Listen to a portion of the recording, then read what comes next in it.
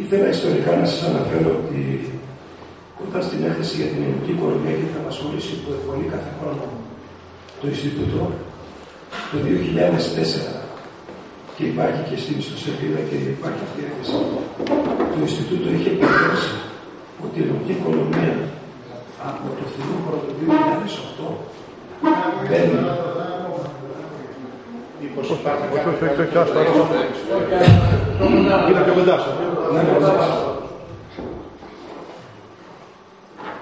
Ότι η ελληνική οικονομία, ότι η ελληνική οικονομία το 2004 είχε προβλέψει ότι από το φθινόπωρο του 2008 μπαίνει σε σοβαρή επιβράδυνση, όπως κατά λέξη γράφει στο κείμενο, της παραγωγικής της εξέλιξης.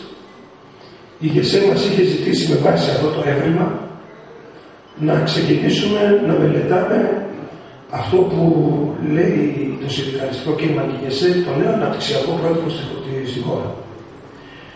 Και έτσι εμείς για να καταλάβουμε ποιο θα είναι το νέο αναπτυξιακό πρότυπο που θα αντικαταστήσει την κρίση του παλαιού, σκεφτήκαμε ότι πρέπει να κάνουμε αυτές τις περιφερειακές μελέτες για να διαγνώσουμε τα δυνατά και αδύνατα σημεία που έχει η παραγωγική βάση σε επίπεδο περιφερειών. Ξεκινώντας ότι υπάρχουν κάποια αδύνατα σημεία, αλλά υπάρχουν και κάποια ισχυρά σημεία, δεν είναι όλα ισοπεδωμένα. Και είχαμε ξεκινήσει, επειδή εφαρμόσουμε ένα οικονομετρικό μαθηματικό μοντέλο, δεν κάνουμε δηλαδή περιγραφική προσέγγιση, θέλαμε να δοκιμάσουμε και αυτό το μοντέλο, το οποίο το δουλεύει μια ομάδα στο Πολυτεχνείο, και είχαμε ξεκινήσει από μια δύσκολη περιφέρεια, που ήταν η περιφέρεια της Δυτικής Ελλάδος, η οποία έχει και την αποβιομηχάνηση της Πάτρας, έχει και αγροτικό τομέα στη Λετώνα Κανανία, και έτσι δοκιμάσαμε και επιστημονικά το μοντέλο σε μια δύσκολη περιφέρεια.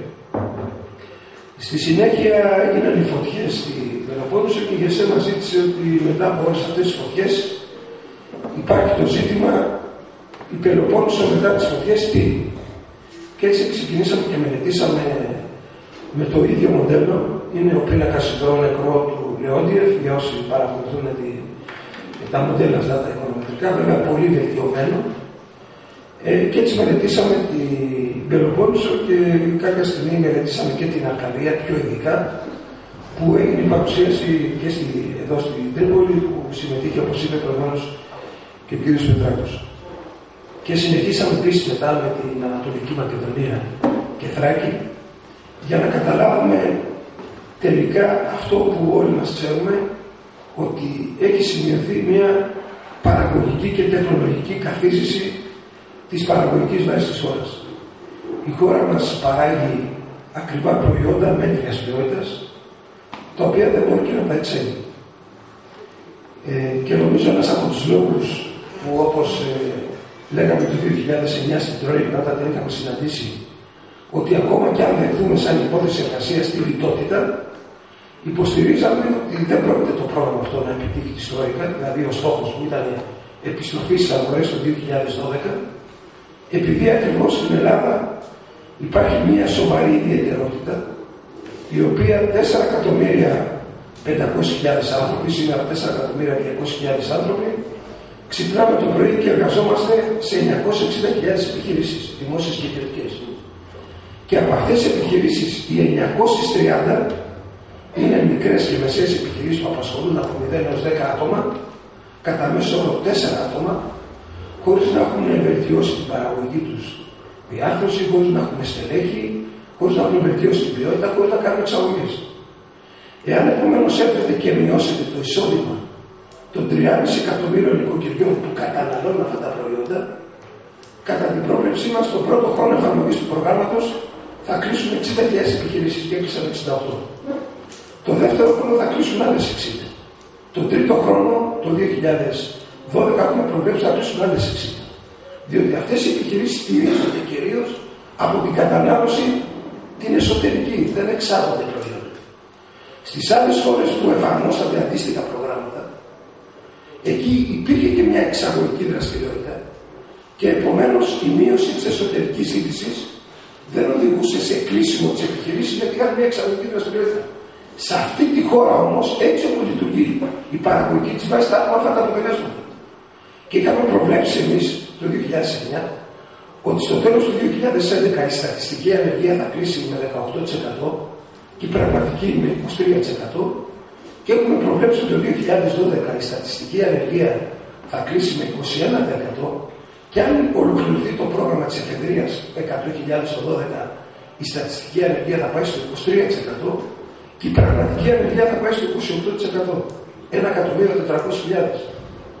Όταν τα λέγαμε τότε, μας λέγανε ότι είστε υπερβολικοί. Εντάξει, είστε ένα Ινστιτούτο των Συνδικάτων και πρέπει να λέτε αυτά. Τώρα όμως που επαληθευόμαστε, εάν διαβάσετε την αξιολόγηση του Διεθνού Νομισματικού Ταμείου για το ελληνικό πρόγραμμα σελίδα 42, βέβαια δεν δέχονται, γιατί σε καμία αξιολόγηση από όλες τις χώρες που έχει πάει το δουν του, είτε στην Αργεντινή, είτε στην Ουγγαρία, είτε στην Τουρκία, καμία αξιολόγηση με μια διπλωματική γλώσσα που έχει δεν παραδέχεται ότι καταστρέφει τις χώρες και την παραγωγική του βάση, αλλά προσπαθούν να κρατήσουν μια ισορροπία ευθυνών και στις χώρες, αλλά πολύ λίγο σε αυτούς. Σε εμάς, για παράδειγμα, στη σελίδα 42 λένε ότι το πρόγραμμα αυτό δεν πέτυχε τους στόχους του επειδή δεν το στήριξαν οι Έλληνες, δεν το θέλουν οι Έλληνες να εφαρμοστεί. Εμείς όμως τους λέμε ότι το πρόγραμμα εφαρμόστηκε στην Ελλάδα, μειώθηκαν οι μισθοί, μειώθηκαν οι συντάξεις. Τι άλλο μπορούσε να γίνει που δεν έγινε? Επομένως την ευθύνη την έχει το ίδιο το πρόγραμμα. Η ίδια σύλληψη. Εγώ μόλις από σιγά γιατί μπορεί να μην είστε πανεπιστημιακοί, αλλά επειδή έχω δει τα βιογραφικά σας αντιμετωπίζω σαν συναδέλφους. Όπως πρέπει να μιλήσουμε επιστημονικά και τεχνικά. Εμείς οι πολιτικοί και οι συνδικαλιστές θα μιλήσουμε με τη δική τους γλώσσα, την πολιτική και την κοινωνική. Αλλά εμείς πρέπει να επικοινωνήσουμε τεχνικά επιστημονικά. Επομένως τώρα βλέπουν και πολλοί σε μια διπλωματική γλώσσα έμεσα αποδίδουν και μια ευθύνη στο ίδιο το πρόγραμμα για τη μία επίτευξη του στόχου. Αυτό όμως δεν μας αρκεί εμάς, γιατί βλέπουμε ότι επιμένουν σε αυτή την ίδια πολιτική, η οποία υποστηρίζει την άποψη, και υπάρχει αυτή η σχολή σκέψη στα οικονομικά, ότι θα πρέπει να κατεβάσουμε όλα τα μεγέθη προς τα κάτω και αφού τα εξορροπήσουμε προς τα κάτω, τότε να αρχίσουμε να διαμορφώνουμε την εναλλακτική λύση.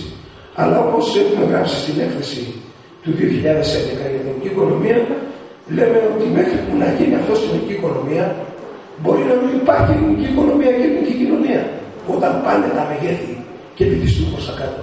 Γιατί δεν βυθίζονται προς τα κάτω μόνο τα μεγέθη που αφορούν την εργασία, δηλαδή το εισόδημα, η κοινωνική ασφάλιση και το κοινωνικό κράτος, οι δαπάνες υγείας, αλλά βυθίζεται προς τα κάτω και η παραγωγική μηχανή της χώρας.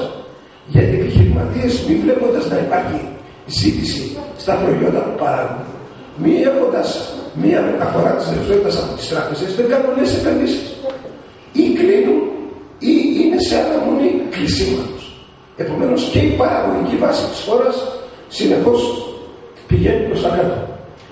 Επομένως είχαμε τότε μπει σε αυτή τη διαδικασία να μελετήσουμε, να δούμε τι συμβαίνει στην παραγωγική βάση της χώρας. Και έτσι ξεκίνησε αυτές οι μελέτες που σας είπα προηγουμένως στις διάφορες περιφέρειες της χώρας.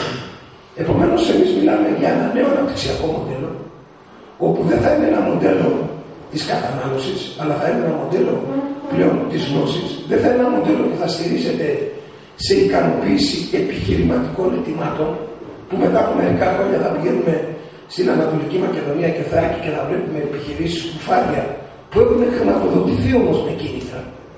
Αλλά θα είναι ένα μοντέλο που θα έχει σαν κεντρικό άξονα αυτό που εμείς έχουμε μεταφράσει τον αγγλικό όρο clusters στα ολοκληρωμένα συμπλέγματα δραστηριοτήτων. Εμείς για να βάλουμε στο στόμα της ΓΕΣΕ αυτή την πρόταση, γιατί είναι πολύ δύσκολο πράγμα, γιατί αν πεις κάτι σαν πρόταση στο συνδικάτο πρέπει να είναι αυτό και να μην είναι λάθος. Εκτός από τη θεωρία που είδαμε τι συμβαίνει στις άλλες χώρες, εγώ προσωπικά επισκέφθηκα και στην Ιταλία για να δω πώς λειτουργούν αυτά τα ολοκληρωμένα συμπλέγματα στον αγροτικό τομέα και πώς λειτουργούν στο μεταποιητικό τομέα. Δηλαδή να βάλουμε στο στόμα των συνδικαλιστών όταν το προτείνουν μόνο τη θεωρητική υπόθεση εργασίας, αλλά αν έχει εφαρμοστεί και πώς έχει εφαρμοστεί και τι αποτελέσματα έχει. Επομένως, Επισκεφθήκαμε χωριά των 3.500 και των 5.000 κατοίκων που παρήγαγαν παραδείγματος χάρη τα συγκεκριμένα χωριά, φράουλες, αχτιμίδια και αχλάδια, και όλη η παραγωγή του χωριού ήταν ένα κλάστερ, ήταν μια επιχείρηση, η οποία όμως αντί να παράγει ο καθένας το προϊόν από την αρχή μέχρι το τέλος, ο καθένας παρήγαγε μία σειρά στην ενιαία γραμμή παραγωγής. Κάποιος παρήγαγε αυτό, κάποιος είχε το λογιστήριο, κάποιος είχε την ποιότητα, δίπλα υπήρχε το ερευνητικό κέντρο. Τους έλεγα προηγουμένως που τρώγαμε τόσοι συνδικαλιστές, όταν είχαμε κάνει μια μελέτη για την ανάπτυξη του Αιγαίου και τι αναπτυξιακές δυνατότητες έχει στο Αιγαίο και τις παρουσιάζαμε αυτές τις μελέτες σε κάθε νομό, κάποια στιγμή την ώρα που έλεγα εγώ τι δυνατότητες έχει η Μυτιλήνη, η Χίος κλπ. Σηκώνει κάποιος κύριος Μεσήλικας και μου λέει: κύριε καθηγητά, εντάξει όλα αυτά που μου λένε. Αλλά εγώ στον κάμπο της Χίου έχω ένα χτήμα 50 στρέμματα παράγω μανταρίνια. Και μέχρι σήμερα αυτά τα μανταρίνια τα πουλούσα στην αγορά του Μονάχου. Τώρα όμως αρχίζω και δεν τα πουλάω όλα. Ξέρετε γιατί? Γιατί μου λένε ότι πρέπει να βγάλει το κουκούτσι από μέσα το μανταρίνι. Ποιος θα μου το βγάλει το κουκούτσι από το μανταρίνι? Εγώ. Πρέπει να μου το βγάλει ένα ερευνητικό κέντρο. Εγώ όταν ψεύγα για πρώτη φορά πριν 20 χρόνια την Αργολίδα, έλεγα και σε αγρότες που έβλεπα, τους λέω: μην κάνετε τίποτα. Κάντε ένα ταξίδι στη Βαλένσια. Εάν θα πάτε στη Βαλένσια, είναι μια απόσταση Αθήνα-Θεσσαλονίκη που είναι όλος περιδοειδή, και επειδή την είχα επισκεφτεί, είχαν φροντίσει το Ινστιτούτο και τα συνδικάτα τα ισπανικά να τα επισκεφτώ με ένα γεωπόνο, και όταν πηγαίναμε και διασχίζαμε αυτόν τον δρόμο και έβλεπα εγώ πορτοκαλιές, μανταρινιές, χωρίς κορμό. Και μου έλεγε ο γεωπόνος: μα δεν ξέρετε το νέο μοντέλο δρόμου δέντρου? Και εγώ του λέγα: δεν ξέρω μοντέλα στην οικονομία, αλλά δεν ξέρω μοντέλα δέντρου. Και μου λέει: βέβαια, τα νέα μοντέλα δέντρου είναι τα δέντρα χωρίς κορμό. Επομένως, βλέπατε πορτοκαλιές και μανταρινιές με ένα κορμό 20 πόντους και μετά τα κλαδιά με σιδηροδρομικές γραμμές που περνούσε το βαγονάκι και έκανε διάφορες εργασίες, και ξαφνικά βλέπαμε πανεπιστήμιο σπεριδοειδών ή ερευνητικό κέντρο σπεριδοειδών. Και όταν επισκεφθήκαμε το πανεπιστήμιο και το ερευνητικό κέντρο, μας λέγανε εκεί οι συνάδελφοι ότι κάποιος έπρεπε να κάνει λεπτή τη φλούδα του πορτοκαλιού. Κάποιος έπρεπε να κάνει το κουκούτσι από το μανταρίνι. Πώς θα πουληθεί το μανταρίνι στην αγορά του Μονάχου ή στην αγορά του Παρισιού? Ποιος θα τα κάνει αυτό? Θα τα κάνει το ερευνητικό κέντρο. Επομένως, τους έλεγα στην Αργολίδα: μη σκοτώνεστε γιατί δεν πουλάτε τα πορτοκάλια. Ο ανταγωνιστής μας, που είναι η Ισπανία, που είναι το Ισραήλ, έχουν κάνει αυτά τα βήματα όμως εδώ και πάρα πολλά χρόνια. Επομένως, όλα αυτά που βλέπει κανείς εδώ, σε σχέση με τον ανταγωνιστή μας, είναι παρελθόν, είναι 19ος αιώνας. Δεν είναι 20ος αιώνας. Επομένως, σας δω αυτά τα παραδείγματα για να μην νομίζετε ότι λέμε τίποτα έτσι πολύ εξαιρετικό στο Ινστιτούτο ή η ηγεσία που προτείνει αυτό το νέο αναπτυξιακό μοντέλο. Είναι πράγματα που έχουν γίνει σε άλλες χώρες, που τα στηρίζει η βιβλιογραφία επιστημονικά. Γι' αυτό το νέο μοντέλο, αυτό που λέμε τα παραγωγικά συμπλέγματα δραστηριοτήτων. Επομένως, ξεκινήσαμε αυτή την έρευνα σε όλες αυτές τις περιφέρειες. Εδώ, παραδείγματος χάρη, τη μελέτη που κάναμε στην Πελοπόννησο, υπάρχει αυτή η έρευνα και είναι και στην ιστοσελίδα του Ινστιτούτου, αυτή που είπε ο κ. Πετράκος, ότι παρουσιάσαμε. Εντάξει, είναι μια μαθηματικοποιημένη έρευνα, αλλά στο τέλος έχει κάποια συμπεράσματα. Αυτό όμως που προκύπτει από αυτή την έρευνα είναι ότι αυτή η περιφέρεια έχει 4 δυνατά σημεία, έχει 4 δυνατούς κλάδους. Και αυτή η κλάδη είναι η γεωργία, είναι ο τουρισμός, είναι τα τρόφιμα, είναι το εμπόριο και οι μεταφορές. Επομένως, επάνω σε αυτά τα δυνατά σημεία, εγώ μάλιστα είχα πει τότε και το λέω οπουδήποτε βρίσκομαι, ότι εμείς δεν είμαστε αυτοί που σχεδιάζουν την αναπτυξιακή πολιτική. Εμείς είμαστε μελετητές του συνδικάτου. Επομένως, πρέπει να έρθει ένα ανώτερο όργανο που σχεδιάζει την κατανομή των πόρων, είτε το Υπουργικό Συμβούλιο, είτε το Περιφερειακό Συμβούλιο, και να μας πει: εδώ εμείς διαπιστώσαμε από την έρευνα ότι το μεγαλύτερο μέρος του πλούτου που παράγεται σε αυτή την περιφέρεια παράγεται από τη γεωργία και από τον τουρισμό. Εάν μας πει το Περιφερειακό Συμβούλιο ότι εγώ θέλω να συνεχίσω αυτές τις 2 δραστηριότητες να παράγουν τον πλούτο της περιφέρειας, εμείς αυτό που μπορούμε να κάνουμε σαν μελετητές είναι να προτείνουμε μεθόδους και τεχνικές που αυτές οι δύο δραστηριότητες θα παράγουν περισσότερο πλούτο. Γιατί εμείς έχουμε ανάγκη να παράγουμε περισσότερο πλούτο στη χώρα. Γιατί ο περισσότερος πλούτος δημιουργεί περισσότερη απασχόληση. Και η περισσότερη απασχόληση δημιουργεί περισσότερο εισόδημα, λιγότερη ανεργία. Εμείς μέχρι εκεί μπορούμε να κάνουμε ο ρόλος μας αυτός. Εάν έρθει ένα περιφερειακό συμβούλιο, ένα υπουργικό συμβούλιο και πει ότι δεν θέλω στην περιφέρεια Πελοποννήσου ή στην Ανατολική Μακεδονία και Θράκη να έχω γεωργία, και αυτό θέλω να το κάνω Silicon Valley. Εμείς θα σκεφτούμε πώς μπορεί να γίνει αυτή η μεταμόρφωση αυτού του παραγωγικού συστήματος, σε τι χρόνο και με τι πόρους πρέπει να διαθέσει κανείς για να μεταμορφώσει μια παραγωγική βάση σε μια περιφέρεια. Επομένως, θέλω να πω ότι τη στρατηγική της κατανομής των πόρων, σαν ένα υπουργικό συμβούλιο, ένα περιφερειακό συμβούλιο σε υψηλή στρατηγική, τι κάνει, εκτός από τη γραφειοκρατία που κάνει, τι κάνει, κατανομή των πόρων. Κατανέμει τεχνολογία και εργασία μέσα σε μια περιφέρεια. Ή το Υπουργικό Συμβούλιο κατανέμει τι θα παραχθεί, πόσο θα παραχθεί, πώς θα παραχθεί και τι θα διανεμηθεί. Αυτός είναι ο ανώτατος ρόλος ενός θεσμικού οργάνου, όπως είναι το Υπουργικό Συμβούλιο για μια χώρα, ή όπως είναι το Περιφερειακό Συμβούλιο σε μια περιφέρεια. Δηλαδή, τι κάνει το Περιφερειακό Συμβούλιο? Λέει τι θα παραχθεί, πώς θα παραχθεί, πόσο θα παραχθεί και αυτός ο πλούτος πώς θα διανεμηθεί. Αυτά είναι τα τέσσερα μεγάλα στρατηγικά ερωτήματα. Από εκεί και μετά, αυτό το πώς, πόσο κλπ. Έρχονται οι μελετητές και το τεκμηριώνουν για να έχουμε μια τεχνική βάση και να μην συμβαίνουν όλες αυτές οι ανορθολογισμοί που έγιναν όλα αυτά τα χρόνια στη χώρα μας. Επομένως, με βάση όλο αυτό το προβληματισμό μπήκαμε σε αυτή τη συζήτηση. Και ξαφνικά έρχονται η πρόταση ή η συζήτηση για τις ειδικές οικονομικές ζώνες. Καταρχήν, να σας πω πώς στη διεθνή οικονομία ήρθαν οι οικονομικές ζώνες. Οι οικονομικές ζώνες στη διεθνή οικονομία ήρθαν όταν το μοντέλο που μετά τον πόλεμο είχε αναπτυχθεί σε διάφορες χώρες πέρασε σε κρίση. Και ποιο ήταν το μοντέλο που πέρασε σε κρίση? Ήταν το μοντέλο της εισαγόμενης εκβιομηχάνησης που υιοθέτησαν είτε υποανάπτυκτες χώρες είτε περιφερειακές χώρες. Θυμόσαστε στην Ελλάδα, στη δεκαετία του 60, είχαμε την εισαγόμενη εκβιομηχάνηση. Δηλαδή, ερχόντουσαν επιχειρήσεις πολυεθνικές ή θυγατρικές και μας φτιάξανε τον κλάδο των πετρελοειδών. Μας φτιάξανε τον κλάδο της χημικής βιομηχανίας. Μας φτιάξανε τον κλάδο των πλακιδίων. Μας φτιάξανε τον κλάδο της φαρμακοβιομηχανίας. Αυτή είναι μια εισαγόμενη εκβιομηχάνηση. Ερχόντουσαν δηλαδή και φτιάχνουν επιχειρήσεις, κλάδους, προκειμένου η χώρα αντί να τα εισάγει αυτά τα προϊόντα, να τα παράγει μέσα από το εσωτερικό της. Αυτό το μοντέλο όμως, με τον τρόπο που υπήρχαν οι σχετικοί νόμοι, είτε το δικό μας νόμο του 1952, είτε της Τουρκίας του 1953, είτε του Μεξικού, είτε άλλων χωρών, πέρασε σε μια κρίση. Γιατί είχαν τότε δώσει διευκολύνσεις στις ξένες επιχειρήσεις και διαπιστώθηκε ότι εσωτερικά δεν υπήρχε μια διάχυση ούτε της τεχνολογίας ούτε προστιθέμενης αξίας, η συμβολή ήταν μόνο η απασχόληση. Επομένως, μετά την κρίση αυτού του μοντέλου, αρχίζει σε διεθνές επίπεδο μια συζήτηση επιστημονική πώς θα βρούμε ένα άλλο μοντέλο για τις περιφερειακές χώρες. Και εκεί ξεκίνησε αυτό το μοντέλο που φτιάξαν οι αμερικάνικες πολυεθνικές επιχειρήσεις στα σύνορα με το Μεξικό.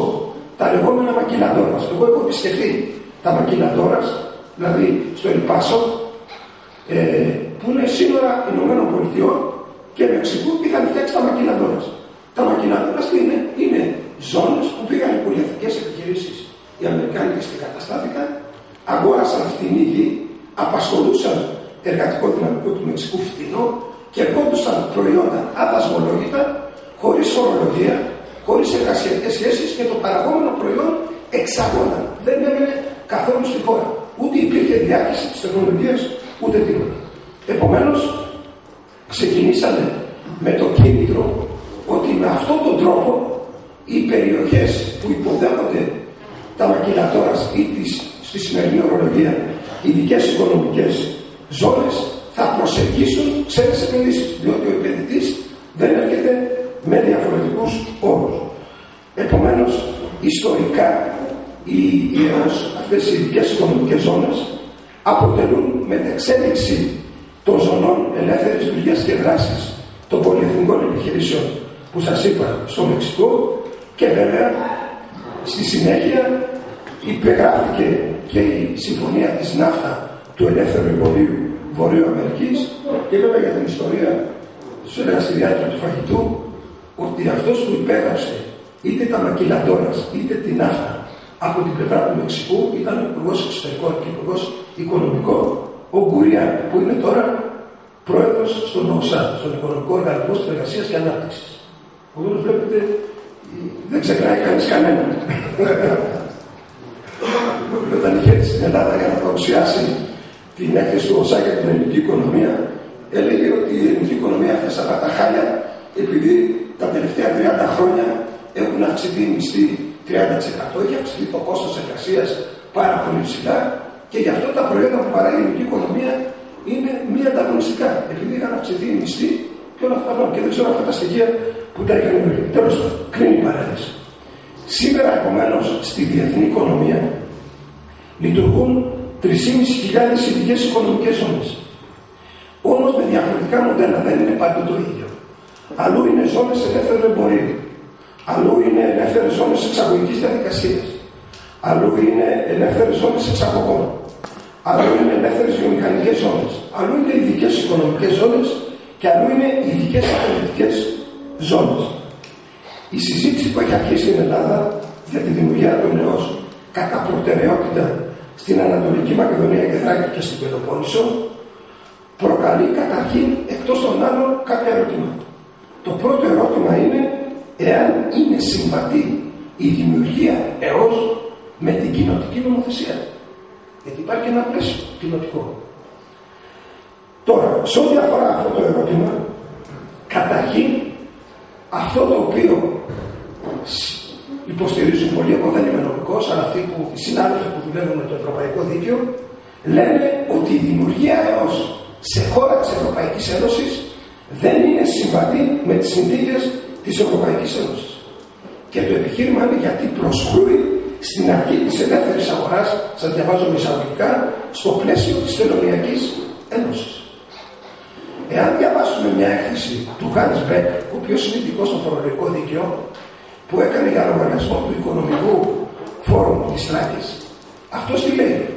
Ότι το άρθρο 27 της συνθήκης της ΕΟΚ, Ευρωπαϊκή Οικονομική Κοινότητα του 1957, επιτρέπει αποκλήσεις, διαβάζω σε εισαγωγικά, από τους όρους ρύθμισης λειτουργίας της εσωτερικής αγοράς, με την προϋπόθεση ότι αυτές είναι προσωρινής φύσεως και προκαλούν την ελάχιστη δυνατή διατάραξη στη λειτουργία της εσωτερικής αγοράς. Και εδώ, όπως αντιλαμβάνεστε, είναι το θέμα του αθέμητου ανταγωνισμού, γιατί οι επιχειρήσεις που είναι εντός της ΕΟΣ έχουν όλα αυτά τα κίνητρα, μειωμένη φορολογία, χαμηλή μισθή, εξαγωγή κερδών χωρίς φορολογία, αλλά οι επιχειρήσεις που είναι εκτός ΕΟΣ έχουν όλα τα υπόλοιπα. Επομένως, εδώ είναι ένας αθέμητος ανταγωνισμός. Το παράδειγμα της Πολωνίας, γιατί η Γαλλία και η Γερμανία που έχει θέσει το θέμα της ΕΟΣ έχουν σαν παράδειγμα την Πολωνία. Στην Πολωνία σήμερα λειτουργούν 14 ΕΟΣ. Όμως οι 14 ΕΟΣ διαπραγματεύτηκε από την πολωνική πλευρά με την Ευρωπαϊκή Επιτροπή την περίοδο 1998-2002, όπου η Πολωνία δεν ήταν μέλος της Ευρωπαϊκής Ένωσης, γιατί έγινε μετά το 2004. Επομένως οι 14 ΕΟΣ που έγιναν στην Πολωνία έγιναν με βάση την προσωρινότητα. Και γι' αυτό μερικές από αυτές τις ΕΟΣ η λειτουργία τους είναι μέχρι το τέλος του 2012 και μερικές από τις άλλες ΕΟΣ είναι μέχρι 31 Δεκάτου του 2016, επειδή έγιναν με βάση το άρθρο 27 της συνθήκης της ΕΟ του 1957. Τώρα, στην περίπτωση επομένως της Πολωνίας, δεν μπορεί μια χώρα της Ευρωπαϊκής Ένωσης από τις 27 που θέλει να κάνει ΕΟΣ να επικαλυστεί το πολωνικό παράδειγμα. Σε αυτή την περίπτωση λένε οι νομικοί του Ευρωπαϊκού Δικαίου και της Ευρωπαϊκής Πολιτικής, θα επικαλυστούν αυτές οι χώρες το άρθρο 107 της συνθήκης του Μάστριχτ. Το οποίο άρθρο 107 της συνθήκης του Μάστριχτ λέει ότι μπορεί να γίνουν κάποιες αποκλήσεις στους κανόνες λειτουργίας της εσωτερικής αγοράς σε έκτακτες συνθήκες ή όταν μια χώρα ή μια περιφέρεια συνορεύει με άλλη χώρα η οποία έχει συνθήκες αθέμητου ανταγωνισμού. Δηλαδή, χαμηλούς μισθούς, χαμηλή φορολογία, ανυπαρξία εργασιακών σχέσεων κλπ. Επομένως, για την Ανατολική Μακεδονία και Θράκη, εκεί μπορεί να επικαλεστεί το επιχείρημα της Τουρκίας, της Βουλγαρίας λιγότερο, γιατί αυτή είναι μέλος στην Ευρωπαϊκή Ένωση. Όμως, για την περιφέρεια της Πελοποννήσου ή άλλες περιφέρειες, δεν υπάρχει τέτοιο ζήτημα που να συνορεύει με μία χώρα ή με μία περιοχή που να έχει αθέμητο ανταγωνισμό. Η θάλασσα, η Αφρική. Ναι, που να έχει αυτό το πράγμα. Επομένως, θέλω να πούμε αυτό, ότι δεν σημαίνει ότι όποιος πηγαίνει και διαπραγματεύεται με την Κομισιόν, εντάξει, παραβιάζουν τις συνθήκες και λοιπά, και το είδαμε τώρα και στο Συμβούλιο που έγινε στις 27 και 28, αλλά υπάρχουν και όλες οι άλλες πλευρές που και αυτές είναι έτοιμες. Και κάποιοι υποστηρίζουν κάποια πράγματα. Θέλω να πω δηλαδή ότι υπάρχουν κάποιες συνθήκες και κάποιους κανόνες που έστω και σε ένα επίπεδο κάποιοι πρέπει να τις διατηρήσουν ή κάποιοι πρέπει να τις φρουρήσουν. Επομένως, δεν είναι εύκολο το θέμα αυτό, για σύμφωνα και με το άρθρο 107 της συνθήκης του Μάστριχτ, πώς θα διαμορφωθεί το επιχείρημα από την ελληνική πλευρά, εάν η ελληνική πλευρά έχει μπει σε αυτή τη διαδικασία της συζήτησης με τη Γαλλία και τη Γερμανία, που έχουν εκφράσει την επιθυμία τους να εγκαταστήσουν έως σε διάφορες περιφέρειες της Ελλάδος. Δηλαδή, εκτός από την Ανατολική Μακεδονία και Θράκη και την Πελοπόννησο, την Ήπειρο, την Αττική, πιθανόν και τη Θεσσαλία στο μέλλον. Τώρα, αυτή τη στιγμή υπάρχουν έως στην Πολωνία, στη Ρωσία, στην Κίνα, στα Σκόπια, στο Ντουμπάι, στην Αρμενία, σε πάρα πολλές χώρες. Σας είπα ότι υπάρχουν 3.500. Αυτό που από τις αξιολογήσεις της παρουσίασης που δίνεται σαν συμπέρασμα είναι ότι δεν επιτυχάνονται τα αποτελέσματα, δεν επιτυχάνονται οι στόχοι που βάζουν οι περιφέρειες ή οι χώρες, και τα αποτελέσματα των ΕΟΣ με όλες τις αξιολογήσεις που έχουν γίνει δεν είναι ενθαρρυντικά. Παράλληλα υπάρχει και η έκθεση του Διεθνούς Γραφείου Εργασίας, το οποίο λέει ότι σε ό,τι αφορά τη δράση των ΕΟΣ όπου έχουν δημιουργηθεί διεθνώς, καταλήγουμε σε ατομικές συμβάσεις εργασίας παραβιάζοντας το συλλογικό δίκαιο, και επίσης αυτό που ενδιαφέρει το Διεθνές Γραφείο Εργασίας, απαγορεύεται για τους εργαζόμενους των ΕΟΣ το συνδικαλίζεστε. Δηλαδή όσοι εργαζόμενοι είναι σε επιχειρήσεις ΕΟΣ, απαγορεύεται να κάνουν συνδικάτο ή να έχουν συνδικαλιστική δραστηριότητα. Αυτό μας το λέει η έκθεση του Διεθνούς Γραφείου Εργασίας. Επιπλέον, σύμφωνα και με άλλες αξιολογήσεις εκτός από το Διεθνές Γραφείο Εργασίας αλλά και από άλλους οργανισμούς, μας λένε ότι επικρατεί εργασιακός μεσαίωνας στις ΕΟΣ, δηλαδή παραβίαση δικαιωμάτων των εργαζομένων, υποχρεωτικές υπερορίες, εργασιακή ανασφάλεια, υποβαθμισμένες συνθήκες εργασίας, χρήση πιεστικών πρακτικών προκειμένου να επιτευχθούν προθεσμίες και τα πλάνα παραγωγής των επιχειρήσεων. Επομένως, μέσα σε αυτό το πλαίσιο γίνεται μια συζήτηση στην Ελλάδα, την οποία προκαλεί η Γαλλία και η Γερμανία, για τις ΕΟΣ με ευνοϊκές ρυθμίσεις σύμφωνα με το φορολογικό. Εγώ δεν ξέρω αν έχουν στήσει αυτές τις χώρες και ευνοϊκές ρυθμίσεις και πού, στο φορολογικό, στο διαδικαστικό, το δικαιακό, το εργασιακό, το μισθολογικό, το ασφαλιστικό κλπ. Και ως πρότυπό τους η Γερμανία και η Γαλλία έχουν τις 14 ΕΟΣ που λειτουργούν στην Πολωνία, οι οποίες όμως είπαμε ότι έχουν δημιουργηθεί προενταξιακά, και η διαπραγμάτευση, σας είπα, κράτησε από το 1998 έως το 2002. Επομένως, με βάση αυτά τα δεδομένα και με την γνώση που έχουμε εμείς, το συνδικαλιστικό κίνημα στην Ελλάδα, είτε είναι κεντρικό είτε περιφερειακό, δεν μπορεί να δεχθεί σαν στρατηγική περιφερειακής ανάπτυξης το μοντέλο της ΕΟΣ, με βάση τη διεθνή εμπειρία και πρακτική.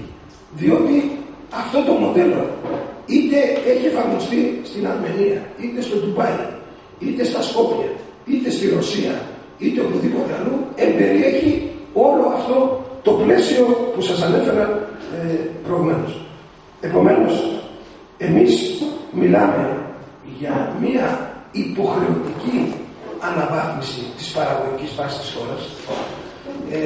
Εμείς από τις μελέτες που έχουμε κάνει έχουμε υποστηρίξει και έχουμε προβλέψει ότι δεν μπορεί η διαχείριση του ελλείμματος και του χρέους να στηριχθεί στη λιτότητα εάν δεν παραχθεί πλούτου στην χώρα. Εμείς δεν συμμεριζόμαστε την πρόβλεψη της Τρόικα και της κυβέρνησης ότι το 2012 θα παραχθεί πρωτογενές πλεόνασμα στην Ελλάδα. Δεν συμμεριζόμαστε ότι το 2013 θα γίνει ανάκαμψη και το 2013 θα είναι αρνητική η αύξηση του ΑΕΠ. Από το 2014 μας εμφανίζει εμάς τα στοιχεία μας ένα θετικό πρόσημο της τάξης του 0,5-0,8. Επομένως, είναι αναγκαία συνθήκη το θέμα της ανάπτυξης των επενδύσεων. Εγώ μάλιστα τελευταία είχα υποστηρίξει ένα άρθρο ότι ακόμα και τώρα αυτή τη στιγμή στην περίοδο, γιατί το 2012 θα είναι το πιο σκληρό έτος της κρίσης. Ακόμα και τώρα μπορεί να αναπτυχθούν πολιτικές όχι σοβαρής μείωσης ανεργίας, έστω ανάστασης της αύξησής της.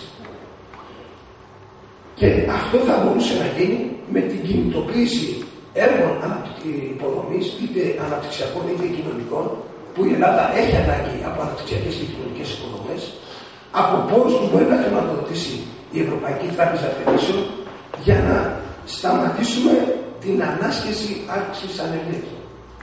Εάν επαληθευτούν αυτές οι προβλέψεις, εγώ εύχομαι να μην επαληθευτούν, της ανεργίας, φαντάζεστε ότι η πραγματική ανεργία το 2012, δηλαδή σε 12 μήνες, να είναι 1.400.000 σε ένα εργατικό δυναμικό 5 εκατομμυρίων. Σας υπενθυμίζω ότι το 1961 η ανεργία στην Ελλάδα ήταν 26,4%, ήταν 840.000 άτομα σε ένα εργατικό δυναμικό 3.800.000. Και τότε είχαμε τη μαζική μετανάστευση, η οποία λειτουργήσε σαν κλίδα ασφαλείας στο να μην γίνει η ελληνική οικονομία λόγω της διάβρωσης κοινωνικής συνοχής, ό,τι μπορεί να φανταστεί ο καθένας. Τώρα όμως δεν υπάρχει περιθώριο μαζικής μετανάστευσης. Τώρα υπάρχει επιλεκτική μετανάστευση. Τώρα τα παιδιά που τελειώνουν το πανεπιστήμιο και πατάνε στα πόδια τους ή έχουν κάποιους στρατηγικούς τόπους, μετακινούνται σε διάφορες χώρες. Αλλά είναι εξειδικευμένη εργασία. Ενώ στη δεκαετία εκείνη είχαμε ανειδίκευτη εργασία. Και για φανταστείτε μια οικονομία σαν την ελληνική, όταν μετά από κάποια χρόνια, 4-5, θα περάσει σε μια ανάκαμψη, να μην έχει στελέχη και να έχει μόνο ανειδίκευτη εργασία. Θα είναι το χειρότερο το οποίο θα μπορεί να τη συμβεί. Επομένως, εμείς θέλουμε να κρατήσουμε εδώ τα στελέχη, να δουλέψει η ελληνική οικονομία, αλλά πρέπει κάτι να κάνει την οικονομία για αυτά τα παιδιά.